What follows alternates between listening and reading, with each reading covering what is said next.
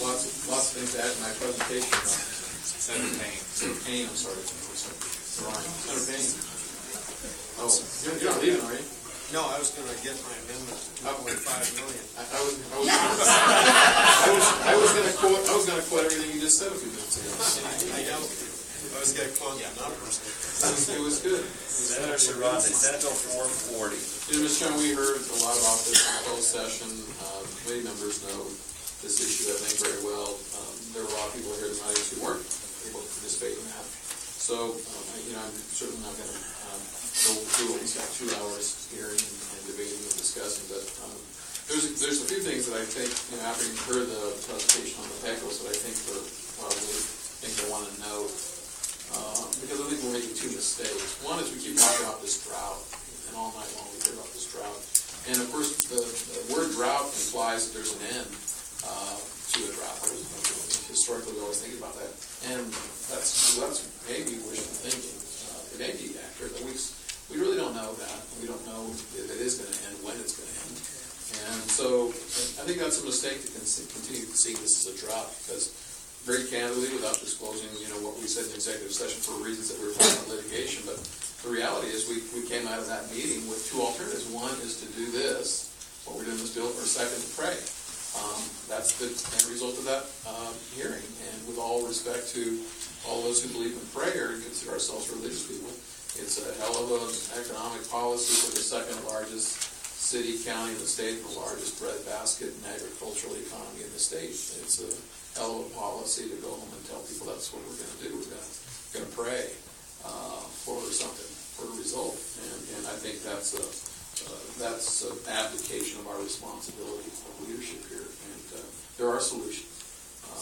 But as you said, Mr. Chairman, there are hard solutions, and they're solutions that I've been talking about, you're right, for 10 years now. And the amazing thing, of course, is that one of the answers we'll get now is, well, we can't do priority administration because it will take too long for it to have a result. But, that's what we were being told 10 years ago, and here we are 10 years later. And if we had maybe followed the Constitution and done some of the things we should have done 10 years ago, maybe we wouldn't be in a situation where we're saying, well, there's not enough time to do priority administration, and there's not enough time to have an effect in doing that. Because that's what we were told back then, too. We were also told back then that the PECOS was a solution. We weren't told that it would only work on the PECOS, but that's what we're told now, too. And of course, 10 years ago, and for 10 years, I repeatedly said, if our policy is to solve our water problems and our shortages, whether it's drought or growth or economic development, whether it's water for Intel or whether it's water for our cities or our dairies or our other junior users, if our policy is to buy our way out of it, that's a solution. But if we're going to do it, we need to do it fairly and consistently. And of course, that's what this bill is about, is saying that that's the policy our state has been following for 10 years, and it has been. Then let's follow it. And let's take it all the way through. And for 10 years, I've been saying it's going to be a lot more expensive than the PECOS. So you got $120 million in front of you, because that's about a little bit more than what we've spent on the PECOS so far. Let's put it in some perspective. We spent twice that for the spaceport in the name of economic development, to build a facility in the middle of the desert and to maybe economically benefit some and maybe benefit our community. Residents of Dungannon County are paying a tax every time they make a purchase, a gross receipts tax, to further that project. We spent twice that than what this bill proposes. We spent 7 times what this bill proposes to do on the rail runner for the convenience and being able to ride a train from Albuquerque to Santa Fe. What's it worth to preserve the Mesilla Valley? What's it worth to preserve Las Cruces? What's it worth to preserve our food source and our economy? I think it's worth a heck of a lot more than $120 million. And I'd like this committee to pass this through. Let me go make that pitch to the Senate Finance Committee and try and continue to talk about this issue. But, Mr. Chairman, unless somebody heard something different than I did the other night, it's this or pray. And I can't go home to a population, a county of 200,000 people, and tell them the Santa Fe solution is for you all to pray for rain and hope for the best. And in the meantime, your surface water is zero. You'll get no delivered this year in the river, potentially. Or best case scenario, 4 inches out of the 4.5 feet. I've been saying 4 feet, Mr. Chairman, it's 4.5 feet. And potentially supposed to be 5.5 feet, depending, right? Provable up to 5.5 feet. So instead of getting 5.5 feet of water on your farm, you're going to get this year maybe best case scenario 4 inches, and potentially for the first time in the entire history of the Rio Grande project since the early 1900s, zero, nothing. And take the risk that Texas will not prevail, because we've been told that Texas was not likely to prevail in this lawsuit by our opinion. And let's hope that they are right, because if Texas does prevail, then we'll be going over to Senate Finance and asking for $1 billion to settle a lawsuit in Texas, or stopping all groundwater pumping, which is what Texas wants as well. And then there is no Mesilla Valley anymore. And we'll deal with that consequence when it comes. So it's a lot of money. And I do, and frankly, I'm glad you're back, Senator Payne, because everything you said earlier, I agree with. And I've frankly been saying consistently myself for years, but the reality is we're given no other alternatives. And reasonable alternatives. And again, when I say that all with respect to those of us that are religious and believe in prayer. I don't say that with disrespect, but that's not a leadership policy here in Santa Fe for me. And that's all we got, Mr. Chairman. Thank you. Great. So let me announce for the audience and for those that are listening and watching on the camera, we did have an executive session on this bill on Tuesday. The reason for that is there is pending litigation between the state of Texas and New Mexico.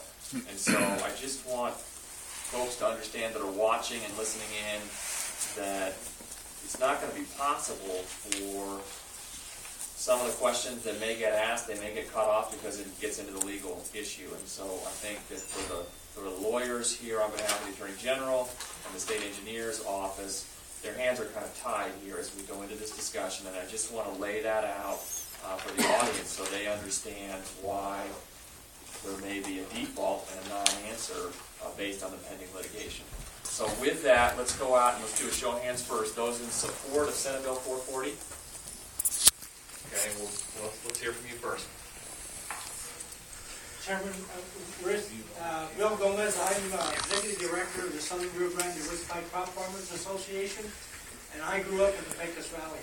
I was there when they started putting wells, meters on our wells and everything, and I've lived with that problem. My family still farms in that area, and it is a way to start looking at a solution, because we have a lot of farmers right now that are going broke because they don't have any wells, and there's no alternative. There's not enough well drillers to help them out right now. So we need to start looking at ways to take some land out of production so others can survive. And so I feel that it's an important thing to consider. Thank you. Thank you. Anyone else in support? Opposition? Anyone in opposition? Let's start up here. Steve, welcome. Thank you, Mr. Chairman. I'm Stephen Ferris. I'm the Director of the Water and Environment Division of the Mexico Attorney General's Office. And the Attorney General does oppose this bill for reasons that y'all will know that were discussed in greater detail in the closed session. We're still opposed to it. We believe that the bill on its face makes inaccurate statements that tend to mimic claims made by the state of Texas against New Mexico. We also believe those are untrue, and that the bill is harmful for those reasons. Anyway, so we still stand in opposition to the bill. Thanks for being here. On this side, in opposition? We'll go with that. Opposition? Yes, David. My name is David Benavides. I'm making this statement on behalf of New Mexico Acequia Association, which is a membership organization composed of acequias throughout the state.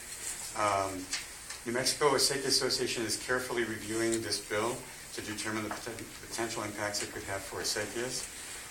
The bill proposes funds to augment and import water to the lower Rio Grande, but doesn't provide specifics, which may be for perfectly good reasons. However, without specifics in this bill, it raises many questions about the source of this water and the potential impacts in the move from locations which may be along the Rio Grande or neighboring regions of the southern part of the state. So we will continue to listen and attend these hearings and learn more about the intent of the legislation, and will raise concerns where appropriate. Thank you, Mr. Chairman. Thank you. Another law school class. Another one. I know. We got the whole. That's a reunion. They're all here tonight. The class that couldn't find jobs. Say that about us. Not that you don't have a job. In opposition? Yes, Mr. Bullington. Thank you, Mr. Chairman, members of the committee. My name is J.D. Bullington. I'm a registered lobbyist for the Audubon Society of New Mexico, and we have concerns with this legislation as well. I do want to first acknowledge the sponsor. We consider him the center to be a friend to our issues. So we do have concerns with this bill, particularly because of the potential for the importation of water out of the Gila, San Francisco, Salt River Basin. Thank you. Thank you. Opposition? Yes, ma'am. Thank you very much, Mr. Chair, members of the committee. Leanne Leaf with Conservation Voters New Mexico. And I also want to thank the sponsor very much, actually, for talking with us. We had expressed to him a lengthy list of concerns, and he was actually willing to work with us on almost all of them, and we really appreciate that. And we believe that we actually could get to a point with the one exception being the importation issue, and the fact that it's a blanket authority to the ISC for a huge amount of money. And the problem that we have, we've come to the legislature. A lot of the money could be used for great stuff. We've come to this legislature with enthusiastic support for the River Ecosystem Restoration Initiative, for Healthy Rivers, and we've very much appreciated when this legislature has seen fit to fund those initiatives. And the ISC could use the money for things like that. But unfortunately, with the blanket authority, it also provides for a lot of other expenditures with which we don't agree. And unfortunately, because of the nature of that blanket authority, we can't support the legislation as written at this time. I do, though, also want to thank the sponsor in his introduction for talking about the fact that when we do refer to the drought, everybody tends to refer to it as a short-term issue, as if there is going to be an end. And in fact, it really is just a symptom of ongoing climate change. And Thank you. In opposition? Yeah. My name is Ethan. My name is Ethan Gnauer. I work with Food and Water Watch, New Mexico. You want me to hold the camera while you're going? No, thanks. There are a number of concerns that I have with this bill. The biggest one is potential loss of water rights in northern New Mexico if that money is spent on purchasing water rights. And I think a hydrological truism needs to be considered that the greatest beneficial use of water comes when it's used closest to the source. When water is moved over a long distance, there's lots of water that's lost to evaporation and seepage. So if we want to consider the overall beneficial use for the state of New Mexico, I think it would be detrimental to potentially move lots of water from north to south during a time of drought. Thank you. My name is Winnie Upton, and I'm just a human being in New Mexico. And what concerns me most is I see a civil war. The North versus the South. We're all in this together. Yes, we're in a drought. We have climate change, global warming, whatever you want to call it. I believe in it, and I think it's a science, and I don't want to fight North and South. I think we need a solution in which we join together, and we solve the problem somehow as a unit. I don't want the North to give to the South, etc. So. Yeah.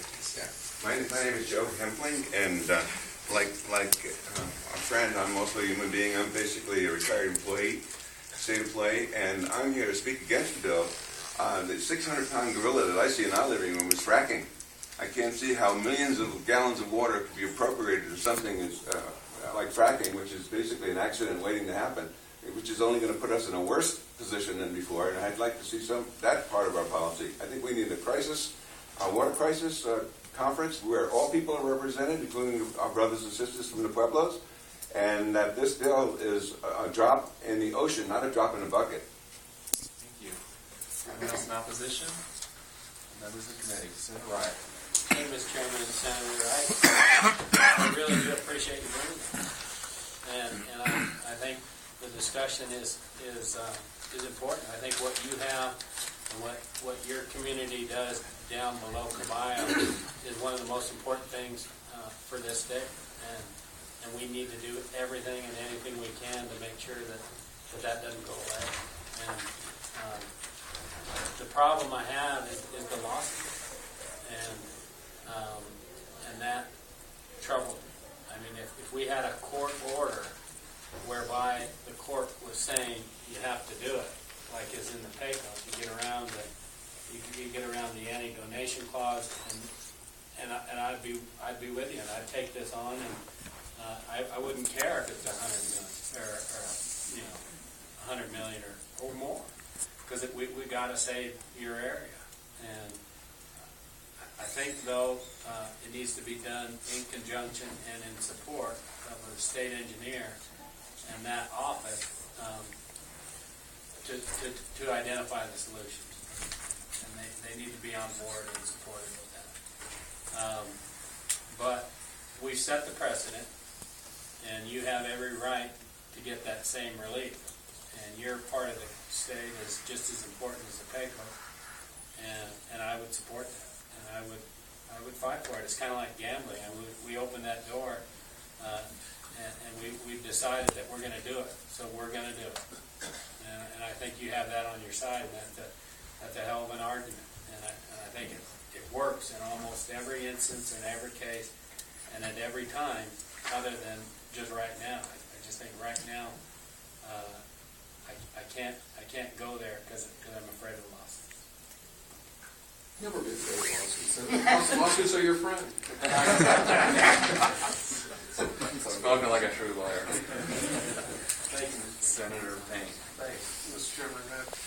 Senator Steve, could I ask you a question? And this is sort of on the fly, but if we deleted all the findings in the act and just left the appropriation, would the Attorney General, would that sort of erase all the lawsuit issues you guys are worried about complicating and just leaving the appropriation? And who knows what happens in the Finance Committee, but there wouldn't be all the other language in the bill. Have you thought about that, or would you have a position? We actually have, Mr. Chairman and Senator, we actually have talked about that, and it's certainly a huge improvement, but we still have the concern that there needs to be articulated some reason for appropriating $120 million. And I mean, it's kind of hard to say $120 million is appropriated to the Interstate Stream Commission for no purpose, and so I think it would hinge on what that purpose is for. And Mr. Chairman, Senator Moore, I don't think when we appropriated $2.5 million, well, we recommended it for the same thing going to Carlsbad Irrigation District for something that none of us quite understood. It probably violates the anti-donation clause, but it could go towards negotiations too. I guess it was pretty vague. I don't think there's that money there, but then again, a lot of this stuff, protect and conserve water rights, it's pretty vague, but it's something we're going to do anyway at some point somehow. I'm just trying to find a way out of the conundrum where I don't want to get involved in the lawsuit issues at all if we don't have to, but I also recognize that we've spent about this much money on the PACOs in the last decade trying to find a way to solve those problems, which haven't gone away, and I'm just wondering, without the other language in there, would that necessarily be something that or would you be neutral on it, or would you still take the position you've taken? No, I mean, if a purpose was stated, I guess that could sway things one way or the other. But I suppose if there's no purpose stated, then I mean, I'm sure the Attorney General would be neutral on that at that point. Yeah. Okay. Thank you. Sure. Mr. May I address that? Sure. Yeah. Senator, I don't think we should tiptoe around lawsuits. When I said facetiously, lawsuits are our friends, but the reality is, in the 12 years I've been here, we've spent hundreds of millions of dollars on lawsuits on behalf of the citizens of the state of New Mexico on water issues. And we don't want to talk about it, and we don't want to talk about the chances and the prospects and the risks and the wins and the losses. Then we have to answer to the taxpayers that we're not only going to be dealing with AMIC lawsuits that go on for decades and generations like they have, or Native American lawsuits that go on for generations like they have. And frankly, we're this session, we're getting ready to start some more lawsuits. And the concern here is, Senator Ryan said, I'm worried about these, if there was a lawsuit like there was in the PACO. Well, there are already plenty of lawsuits, right? And there's some big ones. Right now, the state of Texas is in Austin appropriating a whole boatload of money to really take it to us in the U.S. Supreme Court. And maybe we'll win, maybe our lawyers are right. And maybe Texas is wrong. But we should at least talk about the fact that maybe it's the other way. And we can't even talk about it. And we're afraid to talk about it and challenge that. Then we shouldn't be surprised when long after you're gone, Senator, long after I'm gone, and our kids and grandkids are here talking about those guys back in 2013 when this lawsuit started. And frankly, we're talking now about active water research management, AWARMs, which should be more lawsuits. Let's just remember one thing. We just talked the Tri-State decision in December, the board case we're talking about. Okay, that Tri-State decision for 10 years of litigation, I don't know what you guys spent on that, 5 million, 10 million, 20 million, whatever. Anybody got any The salary of one assistant AG for 8 years? Well, Full-time? Well, outside counsel and experts and everything else. Any ideas? We did the appeals and we had no experts. It was just a pure appellate case. Okay, well, Mr. Chairman, the district court did have a trial. There was a trial before the trial court, before the appellate case. So, I mean, all I'm trying to get is we spent upon a lot of money, and we spent 10 years.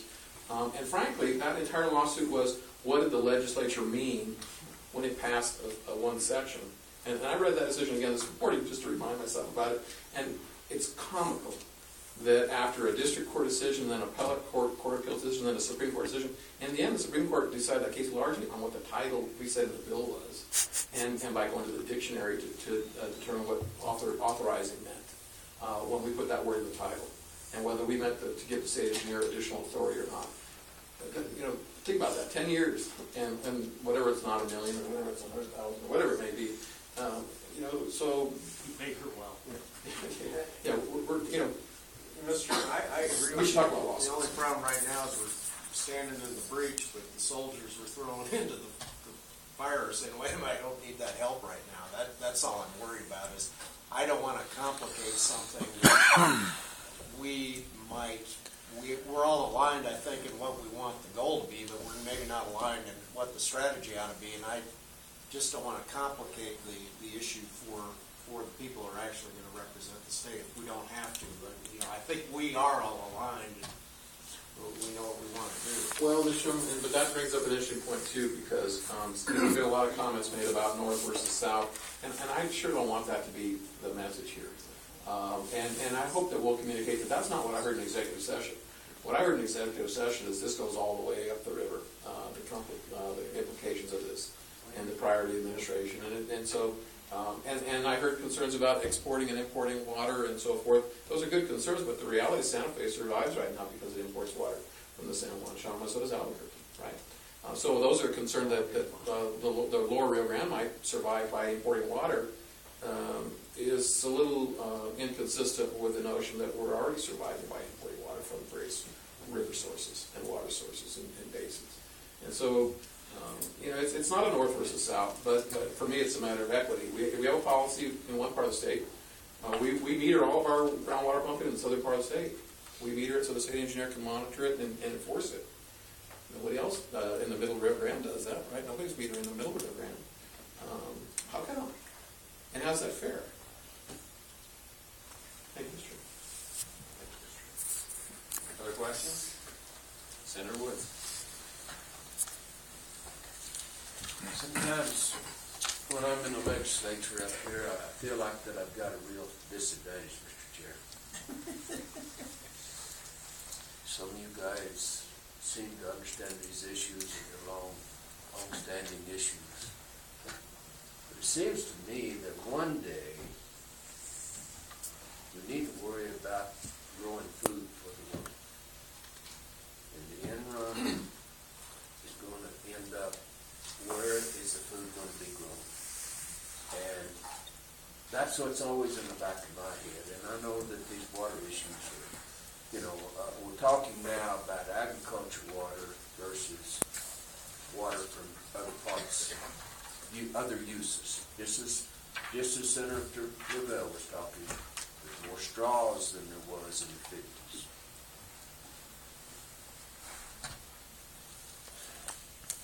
I know that I have to be very careful how I say this, but sometimes it's a chicken and an egg deal. What comes first and what comes last. On the conscious reservoir, those farmers in the Arch Hurley district haven't had water for several years now. And the last time they had water, it was inches that they had. And they had very valuable alfalfa fields. made many of the same arguments. But in that case, the reservoir ran dry, and by golly, that's all there was. End of story. I guess I have no question, and before I say any more, I just bow out peacefully.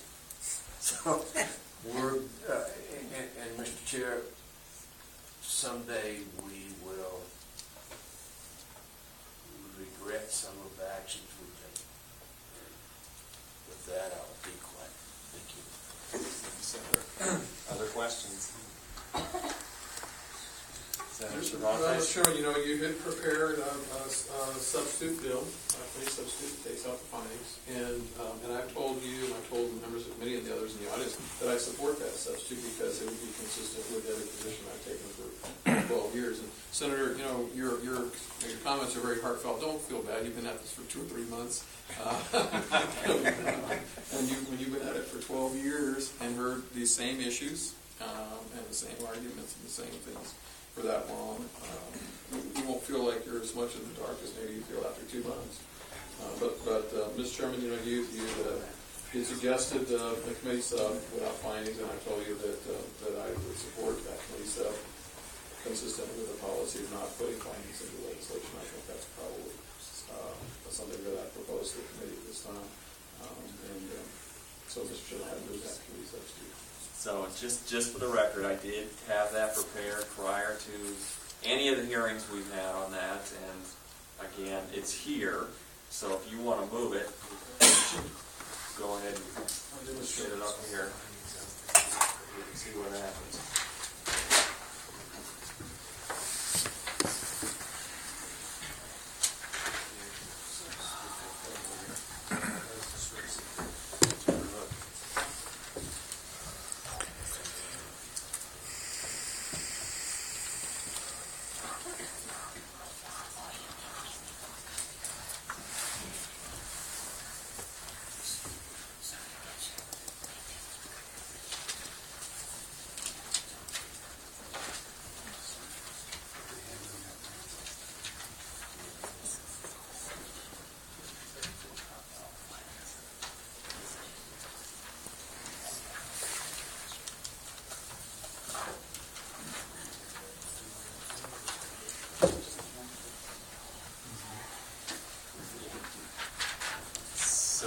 Let's go ahead, and you want to make a do not pass motion on Senate Bill 4, and we'll move Senate Conservation Committee substitute for discussion, point 193.196.1.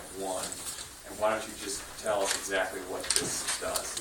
It's a bill we've seen, as I understand it, without findings. It's just that simple. It's an appropriation. The description there is entirely consistent with, I think, what the comments were made earlier about the PECOS and some questions and concerns about that. I appreciate the comments that these are not as specific as we'd like for them to be. But I see every appropriation bill comes to this place, and they're all subject to a lot of interpretation and some reading. I think we should be concerned about one thing, and I'd say this with all respect to the lawyers here. They've been working great. We've had a lot of good discussion here. But it concerns me when folks say, "Well, we don't want to appropriate this money to the Interstate Stream Commission because we're not sure how they'll use it." I have a lot of confidence in the Interstate Stream Commission, and I don't think they've given us a reason not to trust that confidence to use the money appropriately. And I have a lot of faith and confidence in the state engineer's office. Are there mistakes made? Sure. We all do. But it goes beyond just an appropriation of the Stream Commission. It's to acquire, retire, protect, and conserve water rights and conserve water in the lower Rio Grande Basin. I have a really hard time understanding how the Interstate Stream Commission and the state engineer could oppose that. And I have a hard time understanding how the Attorney General could oppose that. Maybe they can articulate a reason how this could implicate a lawsuit in any way, shape, or form. I'm terribly missing something. So let's do this. I mean, in fairness, since this is being presented, let's go out to the audience. And anyone wants to speak in favor of this? In opposition to this? No one wants to say anything about it. It's a trap. Yeah, we've got one over here. Ethan? I remain opposed for the same reasons that were expressed before by myself and others. Great, thank you. I also remain opposed. I think we need to work together. Without parties, without north, south, we're all in trouble in terms of water. Let's work together. Members of the committee, on the substitute. I move to pass. Senator Woods moves a do pass. Is there a second? Second by Senator Scherer. Mary, why don't you call the roll? Senator Cervantes. Yes. Senator Grable. Senator Martinez. Senator Payne. Yes, explain my vote. Senator Ryan. No. Senator Scherer. Yes. Senator Souls. No, and explain my vote. Senator Woods. Yes. Senator Shendel. No, and explain my vote. Senator Worth. No. Okay, That's 4-4, so I'm sitting here. Senator, who was first explained, Senator Payne. Trevor, just briefly, this basically just created a long-term fund in the ISC. I mean, this wasn't an appropriation that has to be spent in the next fiscal year or anything. It's basically, without all the other findings, how it's consistent with what we've done on the papers already, even though, it gives discretion to the ISC and to the engineer, but it basically just recognizes at some point it's creating a fund to deal with the same issues that we dealt with earlier for rather than coming back $2.5 million at a time or buy some of those water rights and do those wells. It's just putting the money up front. So I'm more comfortable with this, although I do understand the AG and the engineer's concerns, but it just doesn't matter if it's I vote anyway. I would move a no rec. We've got a motion for a no rec. For a second. Senator Scherer, Mary. Senator Cervantes. Yes. Senator Grable. Senator Martinez. Senator Payne. Yes. Senator Ryan. Yes. Senator Scherer. Yes. Senator Souls. No, and explain. Since I didn't get to Woods. explain last time. Yes. I'm sorry. Yes. Okay. Yes. Yes. Senator Shendel. No, and explain. Senator Worth. No. Okay, it's 5-3. So 5-3, it's going to move with no recommendation. Senator Sewell. I think I fully understand, the issues of the farming. I mean, we live in a desert. We've got water that comes down out of the mountains, down through a whole system, but we're trying to farm a desert. And when a drought hits, that's an incredibly difficult thing to do.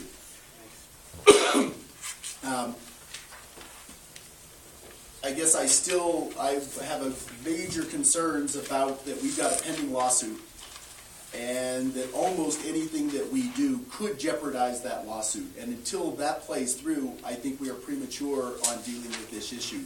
And that's why I continue to vote no. Thank you. Mr. Chairman, Senator, I appreciate you bringing this up because I think it's very important. I know that my tribe and others, tribes in the Rio Grande, are still involved in lawsuits, and we've got the Texas to take care of now, and so all of this is just, I think at this point, I've had others express concern about this, and so I have to. So you wanted to move down to the south there, Senator? All right. Without water. Senator Cervantes, 449. Yes, Mr. Chairman. Mr. Chairman, thank you, committee members, for an interesting 2 hour discussion. I'm looking forward to